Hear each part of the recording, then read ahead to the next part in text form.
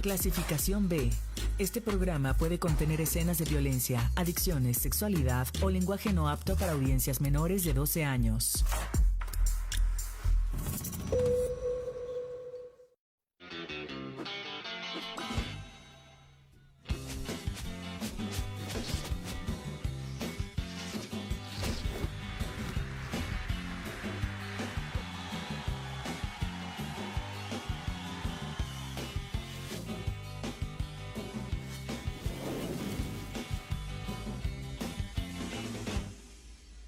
¿Qué tal? ¿Cómo está? Me da mucho gusto saludarle y darle la bienvenida a Nuevo Régimen.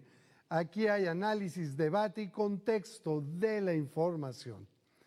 A unos días del inicio del ciclo escolar para las y los estudiantes de educación básica, el gobierno de Rocío Nale García entregó mochilas, útiles y equipamiento escolar en beneficio de 45,366 estudiantes de Veracruz, en específico a 13 municipios de la región Olmeca, en el sur de Veracruz, con atención prioritaria a las comunidades de mayor vulnerabilidad.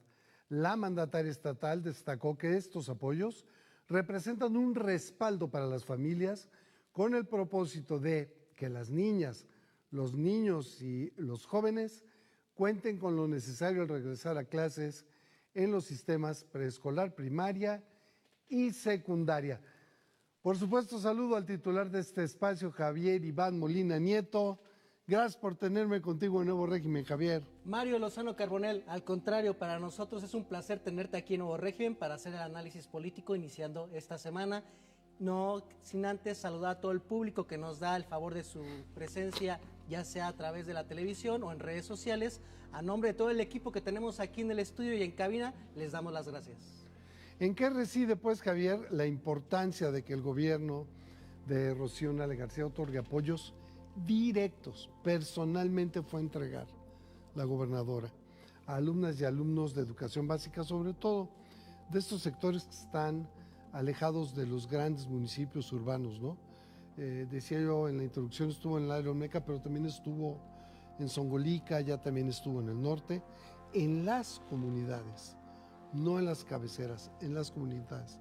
¿Cuál es la importancia que reviste esta acción de gobierno? Yo creo que es importante que la gobernadora Rocío Nale piensa mucho en los sectores necesitados, olvidados históricamente durante lo que fueron las administraciones del PRI y el PAN, en el neoliberalismo político tanto a nivel federal como a nivel estado.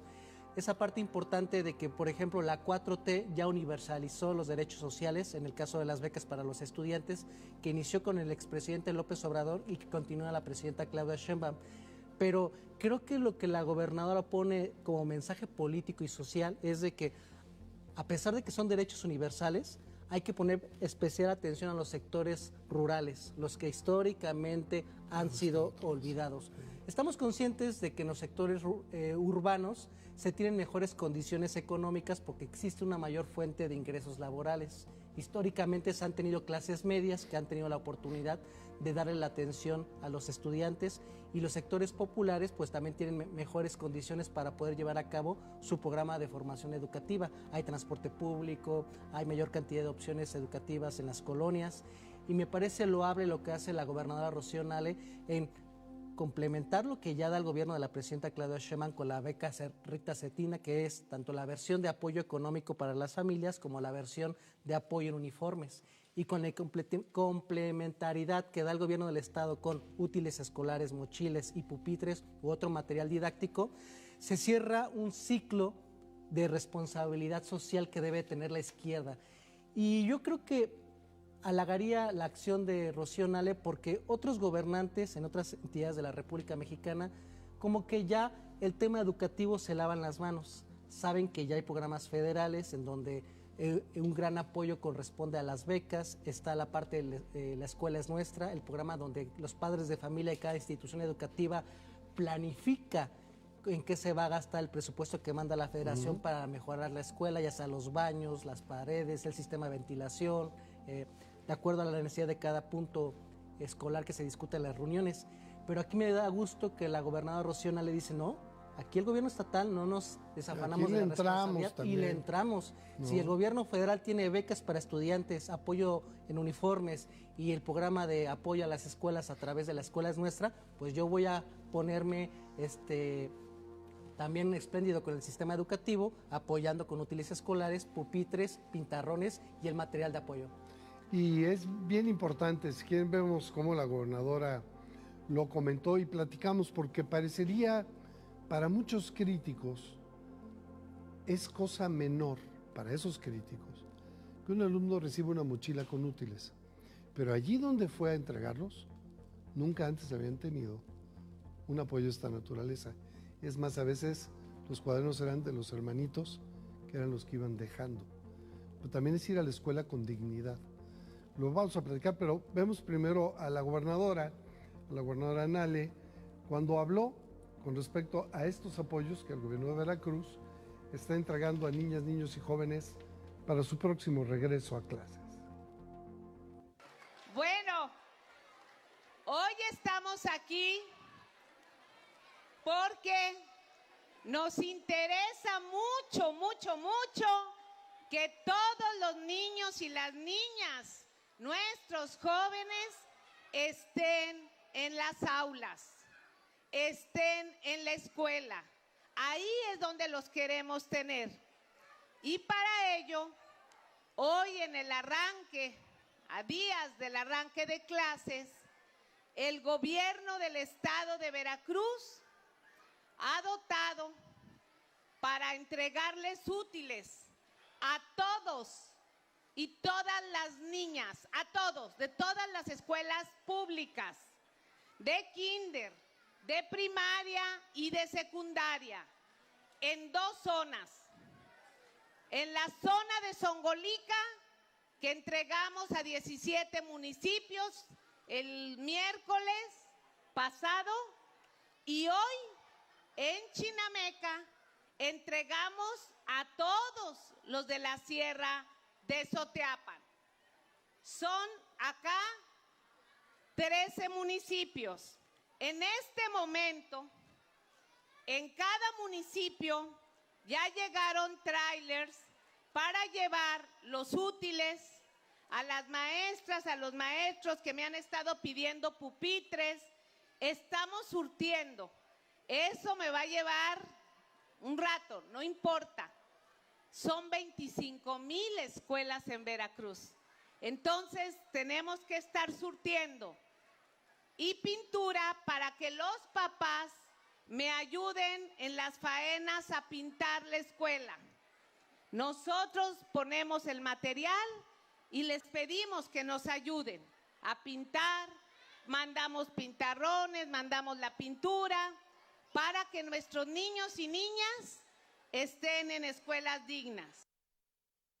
Lo que comentábamos, Javier, antes de ir a escuchar a la señora gobernadora, se trata de dignidad, de una vida elevada a la dignidad de ir a una escuela con una mochila, con tus útiles nuevos, tus lápices, pero también que te puedas sentar en un mesabanco nuevo, con un pizarrón o un pintarrón, según sea el caso, nuevo, y que las maestras y los maestros también tengan las herramientas pedagógicas más nuevas para que puedan, a su vez, compartir conocimiento a las niñas y los niños. Y cuando dice la gobernadora, también les voy a dar mesabancos, pero es que son 25,000 escuelas. Ojalá dimensionáramos el tamaño. O sea, 25,000 escuelas a las que les estamos dando, o le está dando el gobierno de Veracruz, útiles a todos los niños de básica y a los jóvenes. Aquí está tu mochila, aquí está tu cuaderno, tu lápiz, etcétera. Pero también las bancas. ¿Quién te fabrica de repente? ¿No? Son 25,000 escuelas. ¿Por cuántos salones? ¿Por cuántos mesabancos de cada salón? Está trabajando muy duro en ello, pero es una tarea titánica, pero sobre todo, creo, Javier, de un profundo humanismo, de un impacto social muy profundo.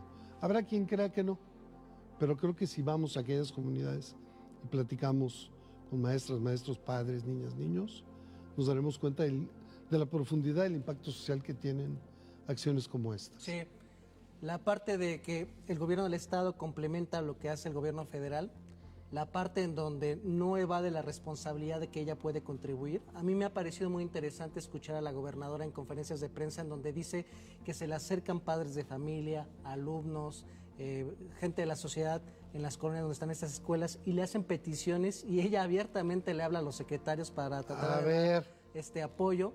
Y esa parte es muy importante porque yo sí creo que lo que ha hecho la gobernadora Rocío Nale es, a partir de las giras que tiene por todo el territorio de nuestro estado, le ha generado una sensibilidad de decir, a pesar de que ya tenemos grandes apoyos del gobierno de la presidenta Claudia Sheinbaum, el gobierno que yo encabezco va a sumar. Por ejemplo, una cuestión todavía más loable, los 460,000 desayunos que se le dan a los estudiantes. Entonces, vemos cómo el proyecto de la 4T, coordinado entre el gobierno federal y el gobierno de la estatal, tienen la visión de apostarle a la educación para que ya no exista el pretexto económico, social, de que no se va a acudir a la escuela y se tengan mejores oportunidades sociales. 1 o 2 días antes de estar en Chinameca, la ciudad gobernadora estuvo en Zongolica. Y allí, en ese acto, la gobernadora veía a una niña que le hacía señas, una niña que después supimos era sorda. Y la gobernadora pedía que alguien que manejara el lenguaje de señas mexicanas le ayudara. No había nadie. Se sorprendió a la señora gobernadora. Hubo 2 cosas ahí que bien vale la pena que lo sepamos. 1, se comprometió a un centro de atención múltiple UNCAM en esa zona que no lo hay para 2027. Importantísimo. Pero 2, allí mismo en ese acto dijo, por favor el DIF que venga mañana y le ponga su aparato auditivo. Esa niña ya recibió su aparato auditivo. Hoy en conferencia de prensa de la ciudad gobernadora hablaba de la sorpresa de la niña cuando se lo encendieron y empezó a escuchar todo a su alrededor. Cómo esos pequeños, grandes momentos cambian la vida de las personas, Javier. Y que también en el siguiente municipio le dieron también la petición de un centro de apoyo con las mismas condiciones para los estudiantes que tienen esas problemáticas. Entonces, sensibilidad que se lleva por parte de la gobernadora cuando hace trabajo de tierra, cuando no se queda en el escritorio o en la oficina. Y en comunidad. Y en comunidad. No solo en grandes ciudades. Vamos a otro tema.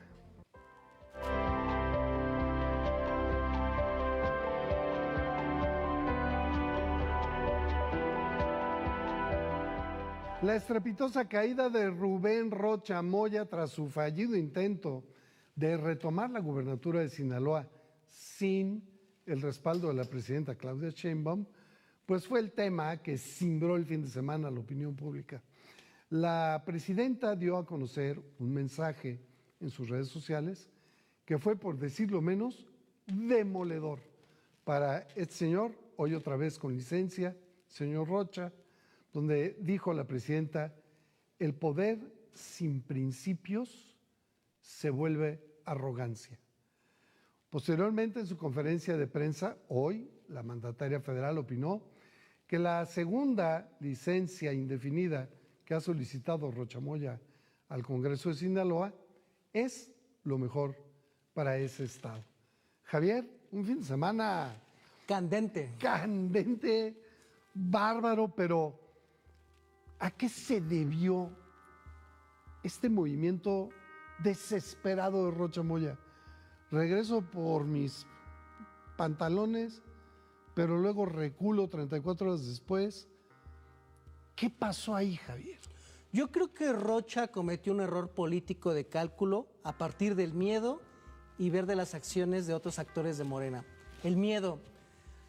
2 días antes de que regresara otra vez a solicitar al Congreso regresar al cargo de gobernador, se había hecho la detención de uno de los testigos clave respecto al caso de su opositor político Héctor Melesio Cuen, que lamentablemente había fallecido cuando se argumenta que fue el secuestro del Mayo Zambada. El único testigo vivo que estaba localizable, ¿no?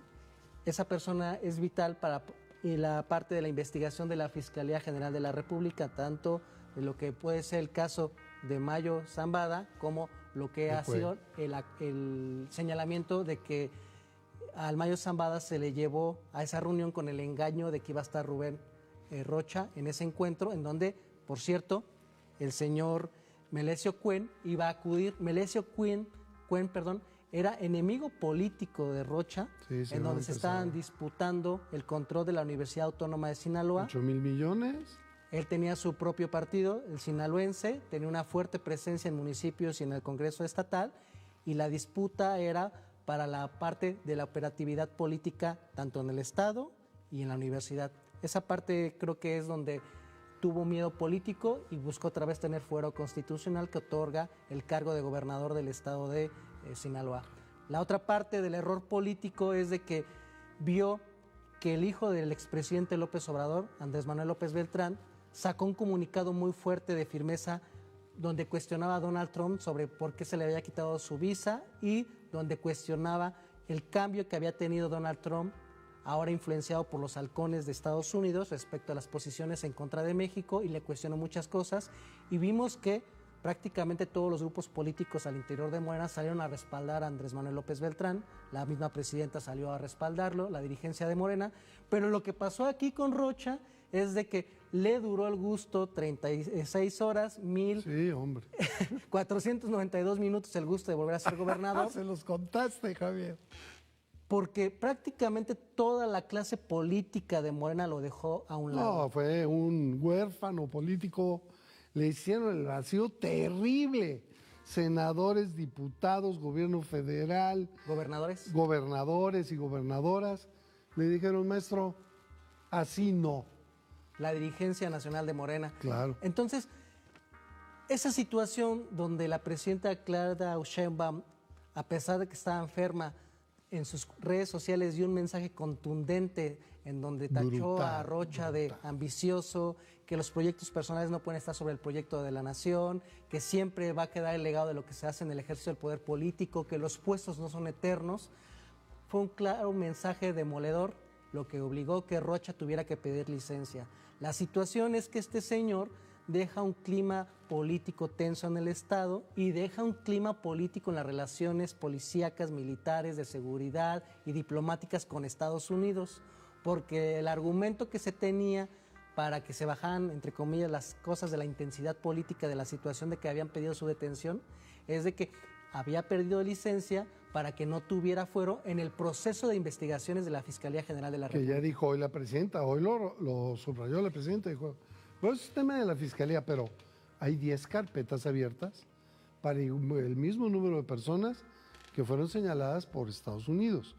Sí, ellos no nos han dado pruebas, pero nosotros sí abrimos carpetas y las estamos, bueno, la FGR las está sustanciando. Entonces, también ese es un mensaje de la presidenta, ¿no?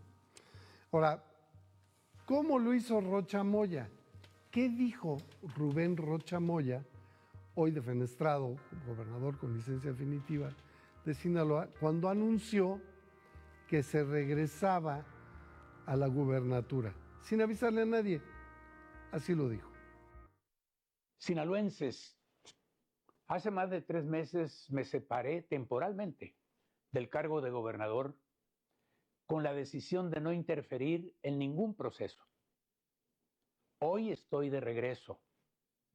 Asumo nuevamente la responsabilidad de gobernar y trabajar por Sinaloa y su gente, como lo he hecho siempre, con el compromiso de sacar adelante a nuestro estado.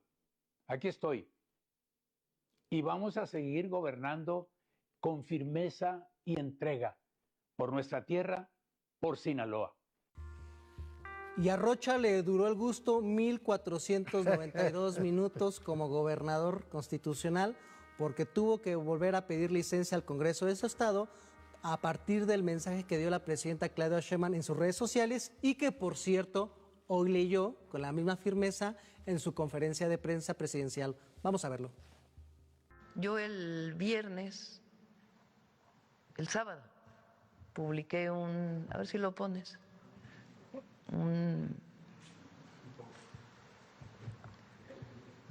publiqué el siguiente comunicado en mi red social o en mis redes sociales.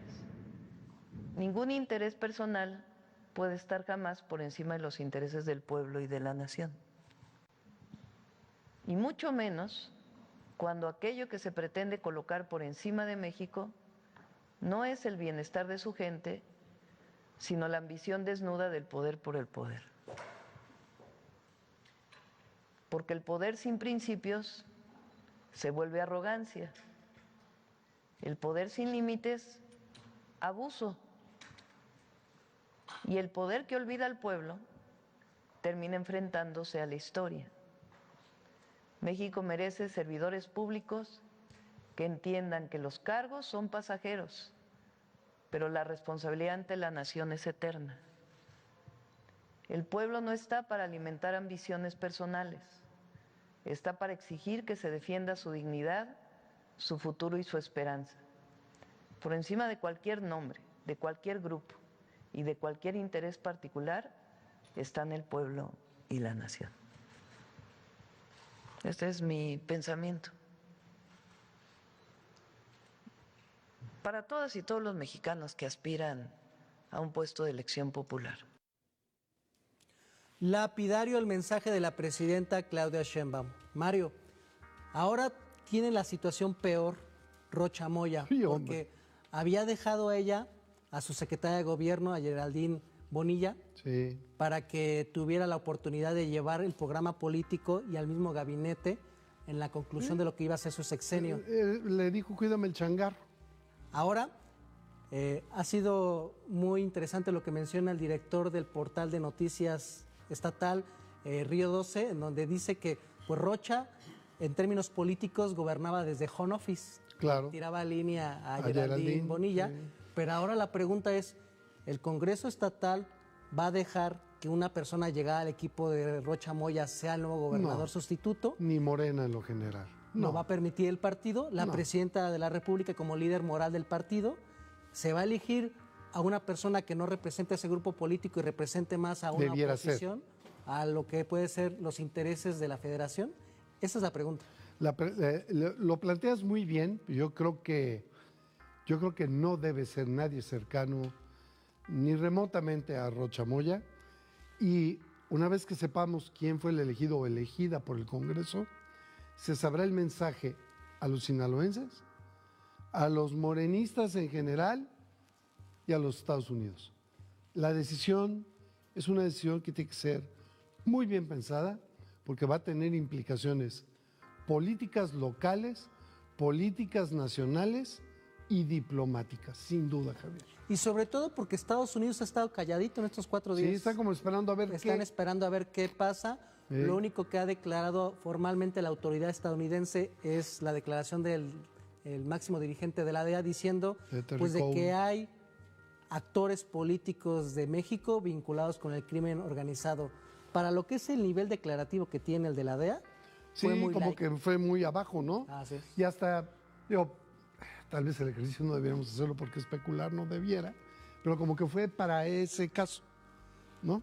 Dejó ahorita todavía una decisión difícil, ya la veremos y la analizaremos. Va a ser querido importante, Javier. va a estar candente el tema de la relación con Estados Unidos y con Sinaloa. Morena muy unido. Yo creo que es un mensaje también muy poderoso. Unidos y unidos en torno a la presidenta. Así es. La presidenta es López Obrador. Digo, para los que quieran ver otra cosa.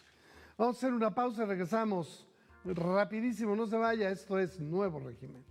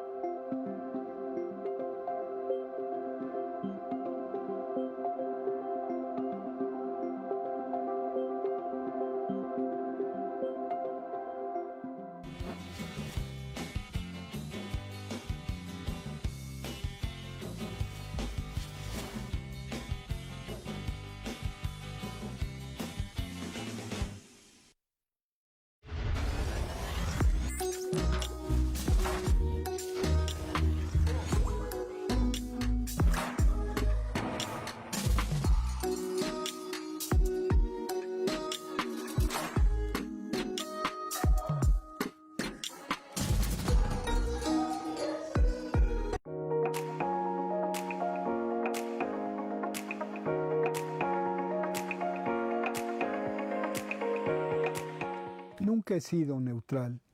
Soy de aquellos que creen que así como es un deber ineludible para cualquier periodista alzarse frente al poder cuando éste es antidemocrático, corrupto, autoritario, dictatorial y represivo, es también un deber igualmente ineludible y un honor en mi caso, el de estar con Claudia y López Obrador, defender y respaldar a un poder que es producto de la voluntad del pueblo, expresada libre y limpiamente en las urnas y que lucha por la paz, la justicia, la libertad, el bienestar y la prosperidad compartida que nos fueron negadas durante décadas. Llegué a pensar, debo confesarlo, que moriría con la lápida del viejo régimen a mis espaldas. Sacar al PRI del poder parecía difícil, vencerlo cuando se convirtió en el PRIAN, imposible. El control casi absoluto de los medios de comunicación que ejercía el régimen neoliberal, el peso de la oligarquía rapaz que lo soportaba y a la que obedecía, el respaldo incondicional que en pago a su sumisión le daba Washington, su enorme capacidad de combinar simulación democrática, represión y cooptación, y la forma en que gracias a la corrupción y a la impunidad, que eran parte de su naturaleza, había logrado enraizarse, hacían plausible suponer que permanecería, gracias a la coartada bipartidista, muchas décadas más en el poder. Afortunadamente, no fue así. La lucha que costó la vida, la libertad, el trabajo, el bienestar de sus familias a decenas de miles de mexicanas y mexicanos rindió finalmente frutos. Abrumadora fue la victoria de Andrés Manuel López Obrador y aplastante, con casi 6 millones de votos más, la de Claudia Sheinbaum Pardo 6 años después. Una insurrección popular pacífica, un cambio de régimen profundo se produjo y un país ensangrentado, con una monstruosa desigualdad social, comenzó a transformarse democrática, radicalmente y en libertad. No fueron esta vez un puñado de valientes, fueron millones de mexicanas y mexicanos aún más valientes por alzarse desarmados contra uno de los regímenes más autoritarios, corruptos y longevos de la historia moderna, quienes lograron esta proeza. Es por ellas y ellos, por quienes yo, que como diría Gabriel Celaya, he mirado de frente los vertiginosos ojos claros de la muerte, tomo partido hasta mancharme.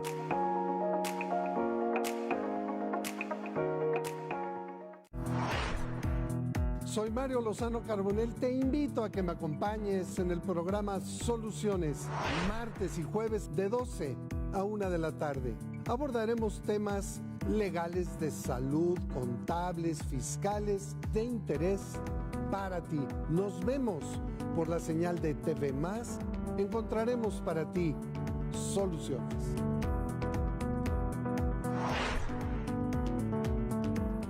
El Instituto Mexicano de Cinematografía y Radio Televisión de Veracruz traen para ustedes el ciclo de cine mexicano IMCINE RTV, una muestra que busca difundir y preservar el patrimonio cinematográfico nacional. Este domingo presentamos la película Dios, el Niño y el Mar, por TV+.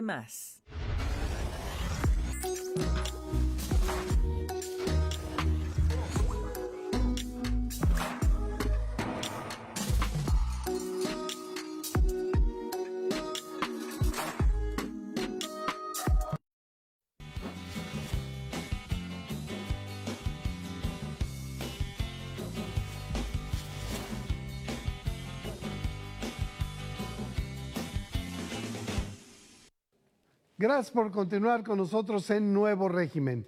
En días pasados, Ricardo Monreal, coordinador de la bancada de Morena en la Cámara de Diputados Federal, rechazó que exista un pacto político y de protección en favor del senador Alejandro Moreno Cárdenas, Alito, para frenar que se reactive en su contra el proceso de desafuero y que esté pendiente en la sección instructora, o lo que es lo mismo, congelarlo. Cabe destacar que Alito también es presidente nacional del PRI y busca, como sea, mantener su fuero como legislador para no enfrentar las acusaciones penales de la Fiscalía General de Campeche. Así es que te pregunto, Javier, ¿está fundamentado este temor político de que el propio Monreal tenga detenido el asunto del desafuero de Alito porque hay algún acuerdo entre ellos del cual no sabemos? Está fundado históricamente en lo que ha sido la vida política del movimiento López Obradorista y ya de la parte formal del partido Morena. Se tiene una consigna muy curiosa que dicen no robar, no traicionar y no Monreal. En el sentido de que Monreal tiene ese conocimiento de que tiene alianzas políticas con diferentes grupos políticos de la oposición, ha amagado al movimiento cuando no se llegan a cumplir los acuerdos que les sean beneficiosos. Hay que reconocer que Monreal sería lo equivalente como al Beltrones del PRI. Tiene una capacidad política de negociación, pero dentro de lo que es la capacidad política de negociación no le gusta la militancia de Morena, de que abiertamente puede ser alianza con la oposición en beneficio de los intereses grupales del monrealismo político. Tenemos antecedentes respecto a que Monreal estuvo amagando que iba a dejar a la coalición de la 4T cuando se dio la dinámica de la disputa para ver quién iba a ser el candidato o candidata para la jefatura de gobierno en el año 2018. Tuvo ya en el año 2021 el experimento de formar su propio partido político, Fuerza por México, donde su principal operador político, Pedro Aces, estuvo de manera subterránea operando la formación de ese líder partido. obrero, ¿no? Y se le acusa políticamente de operar que en la Ciudad de México en el año 2021 se perdían la mitad de las alcaldías a manos de la oposición por la lógica de tratar de debilitar políticamente en su momento a la jefa de gobierno Claudia Sheinbaum, que ya se escuchaba para esos momentos de que era un aspirante fuerte para suceder a López Obrador en el año 2024. Entonces, se tienen elementos políticos de peso para la desconfianza. Ricardo Monreal tiene las características propias de lo que en la clase política se le llama el político golfista. Quiere llegar a la meta, al hoyo final, con la menor cantidad de golpes posibles. Entonces, él pocas veces da posiciones firmes, ideológicas de lo que puede ser un proyecto de izquierda y siempre trata de tener buenas conexiones con la clase política para que en su momento, cuando él les pueda dar favores políticos, puedan llegar a acuerdos en términos de repartición electoral, pues tenga moneda de negociación de amenazar que va a dejar a un lado Morena para irse como candidato opositor. Pero esto no está en consonancia incluso con lo que decía, déjame recuperar, lo que decía la presidenta Sheinbaum en la mañana. Recordaba que desde López Obrador aprendió que la política es de principios y eficacia, pero que pesan más los principios. Si estamos hablando de un movimiento del monrealismo, no estamos hablando de morenismo. Entonces, este señor no está teniendo los principios de Morena, no solo en la lectura, en el actuar político que hoy demandó la presidenta Atto, porque es un mensaje, creo yo, de la presidenta a todo Morena. Aquí primero los principios, después sus cosas personales, sus intentos de grupito político, sus cuotas de poder, etcétera, etcétera, etcétera. Pero ¿cómo entonces? Pues porque Monreal, por ejemplo, aquí tiene cuates de MC, ¿no? Protegió a cuates de MC, correcto, abogó por ellos, inclusive. Son enemigos políticos, adversarios políticos de su movimiento. ¿Cómo entonces ir entendiendo al monrealismo? ¿Será que finalmente se desprendan de Morena como una fuerza independiente que creo que no les daría? ¿Y cómo Morena debe seguirlo manteniendo dentro, digamos, controlado en sus expresiones? Pues por lo menos reconociendo que tiene una presencia política innegable en la Ciudad de México, en Zacatecas. Muchos gobernadores llegaron con la bendición también de Monreal, los puso en la mesa de negociación para la repartición de candidaturas, también para diputados, para presidentes municipales. Hay que reconocerlo, pero la realidad es de que a la militancia de izquierda no les gusta el actuar político de Ricardo Monreal, y tenemos un antecedente. O sea, Ricardo Monreal, cuando ya hubo un primer intento en el año 2022 de desafuero en contra de Alito Moreno, precisamente por los delitos de peculado, abuso de poder y vinculación con delitos correspondientes al ejercicio del poder político en el estado cuando él fue gobernador. ¿La congeló? La congeló. ¿Sí? Laida Sansores, como gobernadora, tenía un programa que salía los martes en sus redes sociales. Noche del Jaguar. Noche del Jaguar, en donde empezó a mostrar cómo eran las conversaciones de WhatsApp que se tenían entre Alito Moreno, en ese momento y Monreal, dirigente todavía del PRI, tenía fuero constitucional como diputado, y Monreal como coordinador de la bancada de Morena.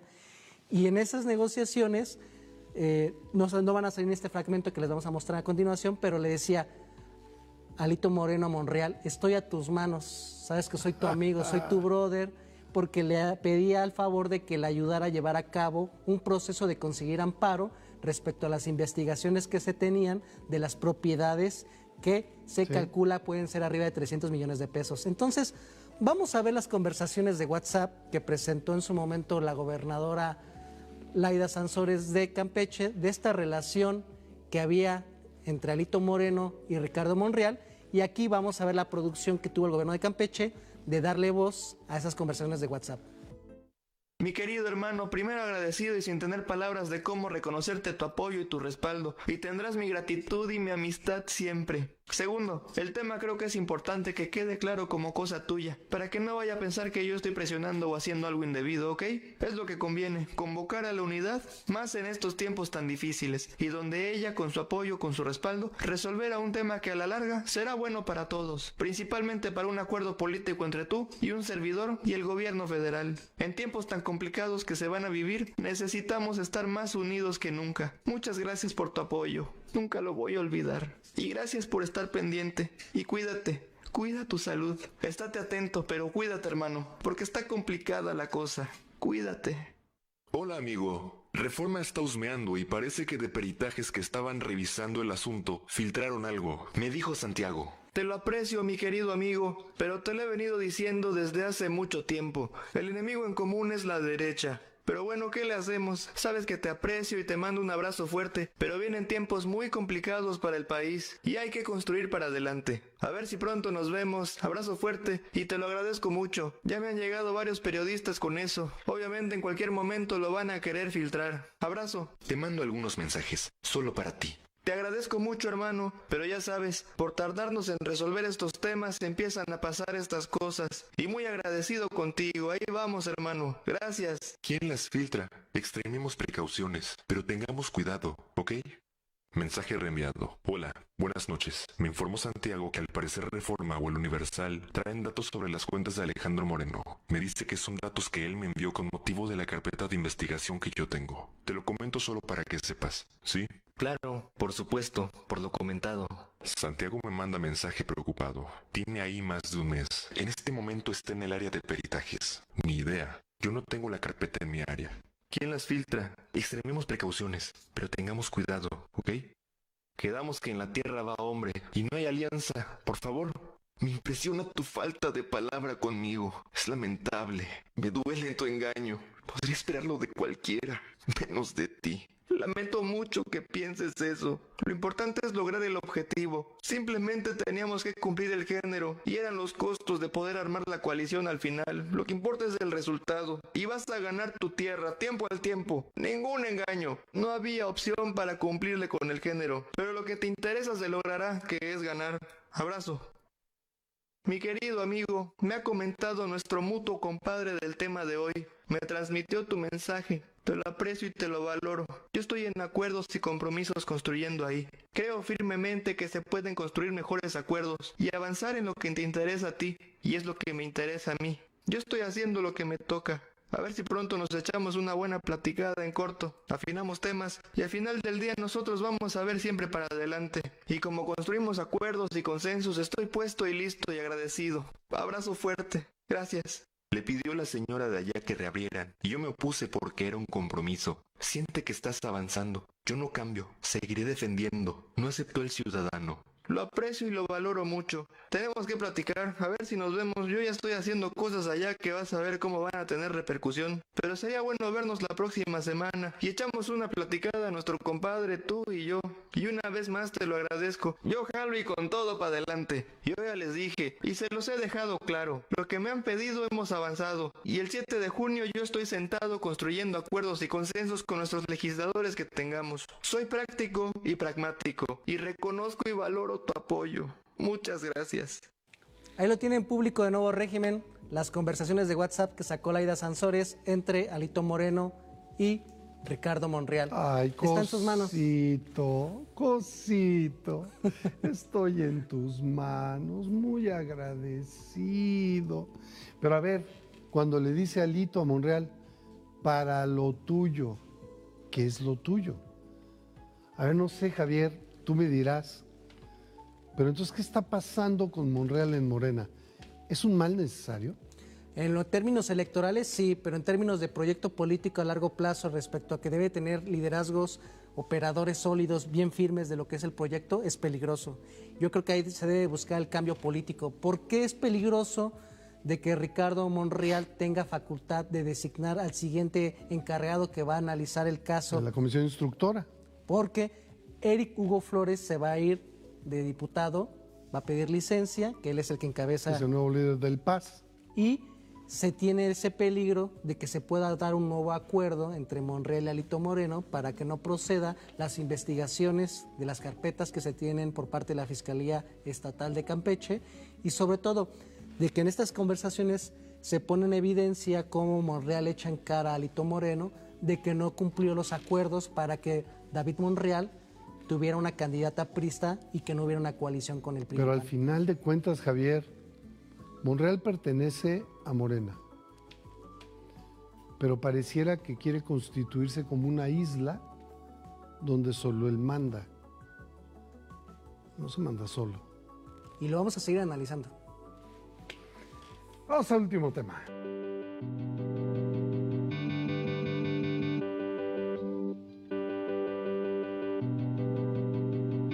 Ricardo Salinas Pliego se ha relacionado con Fernando Cerimedo, hoy preso por intento de feminicidio, y con Javier Negré, ambos dueños de La Derecha Diario, como parte de una red de conexiones de gobiernos, medios, fundaciones y personajes de la ultraderecha del continente americano vinculados al presidente de Estados Unidos, Donald Trump, cuya conexión se ha dado, a su vez, a través de algo que se llama Atlas Network.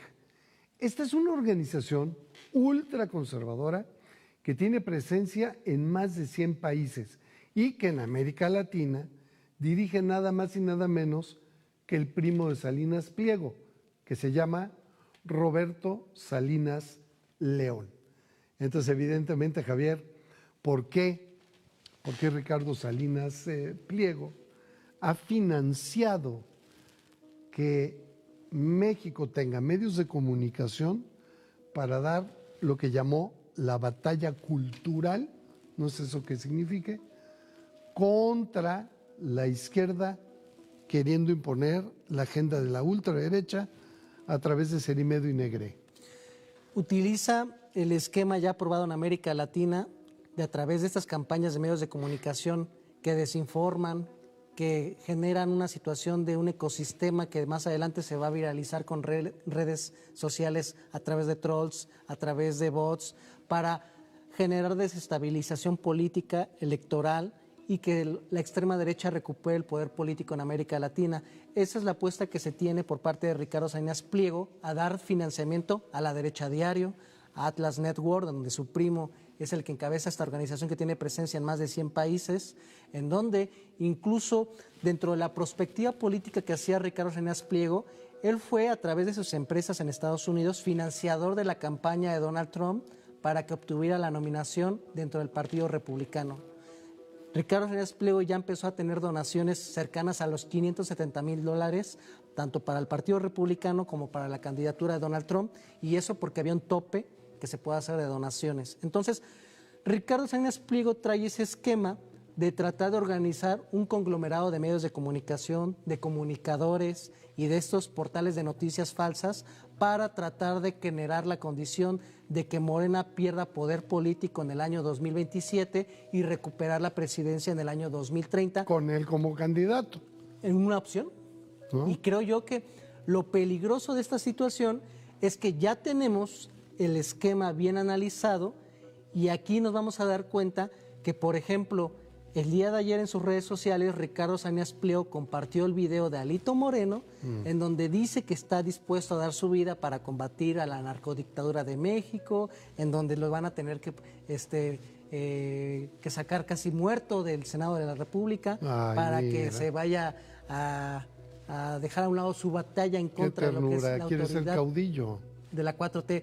Entonces, Ricardo Salinas Pliego, Mario, dentro de ese esquema se ha integrado a lo que han sido estas agrupaciones de derecha, en donde, por ejemplo, han tenido un poderío importante en términos de presencia mediática y electoral a través de la CEPAC.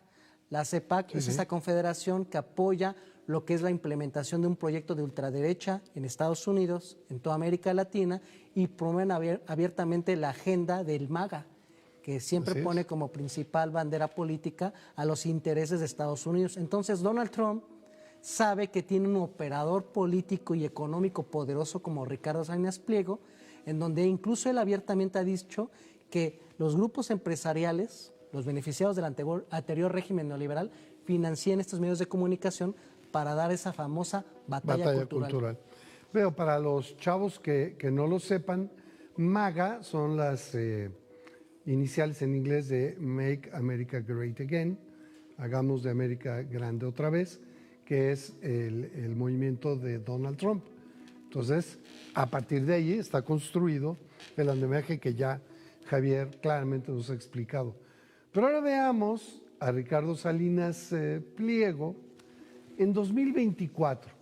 Recordemos, esto fue en la Conferencia Política de Acción Conservadora, la CEPAC, la que comentaba Javier, donde convocó a los empresarios a meterle lana a los medios y a las personas que están dando la batalla cultural. Así lo dijo. Yo les diría a todos mis amigos empresarios lo siguiente: si el entorno en donde estamos operando se viene abajo, como se está viniendo abajo en mi país, en México, en estos momentos, si el entorno se viene abajo, nuestros negocios también se van para abajo. Entonces, es de primero de primaria que como empresario, si tú tienes un seguro contra incendios y nunca se incendia tu edificio, o un seguro contra inundación y hay pocas inundaciones, ¿por qué no compras un seguro contra el entorno? Y eso me refiero a que meterle lana, como decía Negré hace rato, hay que meterle lana a los medios y a las personas que están dando la lucha por la batalla cultural. Yo ahí sí convoco a los empresarios, no sean codos y amarrados, aprendan a gastar dinerito en apoyar a quien tiene buena causa.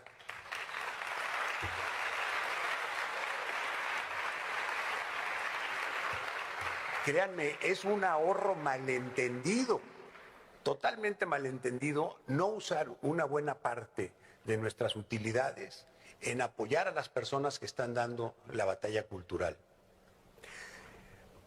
Nosotros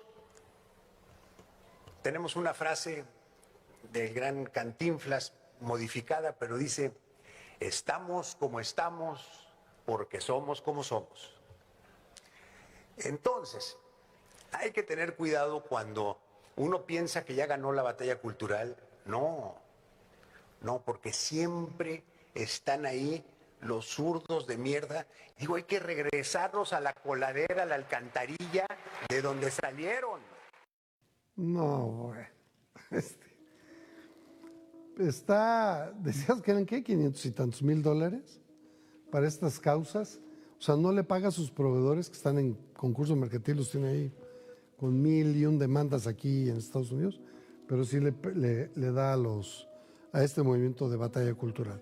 2, está reconociendo que la derecha financia medios de comunicación para golpear a los gobiernos de izquierda. 3, reconoce que trabaja con Negre, luego entonces con Cerimedo, hoy acusado de intentar matar a su pareja.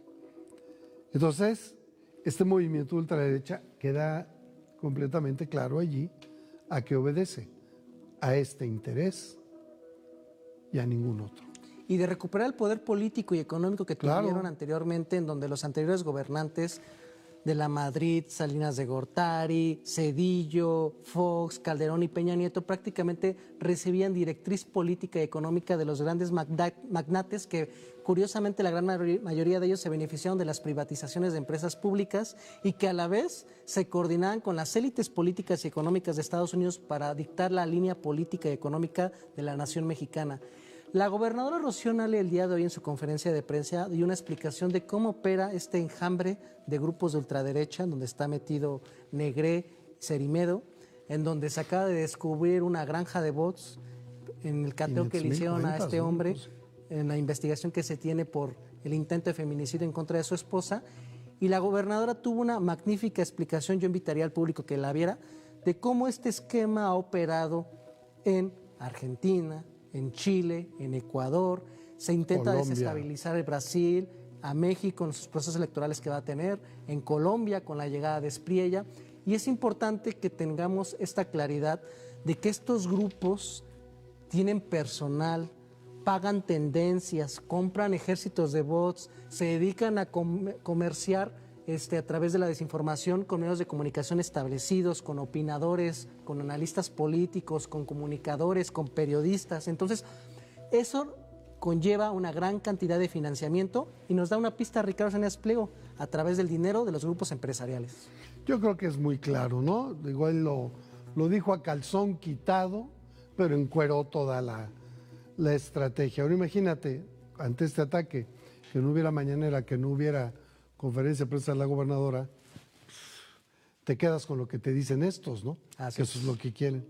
Javier, muchísimas gracias por tenerme contigo en Nuevo Régimen. Mario Lozano, es un verdadero placer tenerte aquí en Nuevo Régimen y sobre todo agradecer al público y que nos vea en la siguiente emisión de Nuevo Régimen, donde vamos a tener temas más importantes de lo que pasa a nivel México, a nivel internacional y sobre todo en Veracruz. Muchas gracias, Javier. Gracias a usted por el favor de su atención. Esto ha sido Nuevo Régimen, análisis, debate y contexto de la información. Hasta una próxima emisión.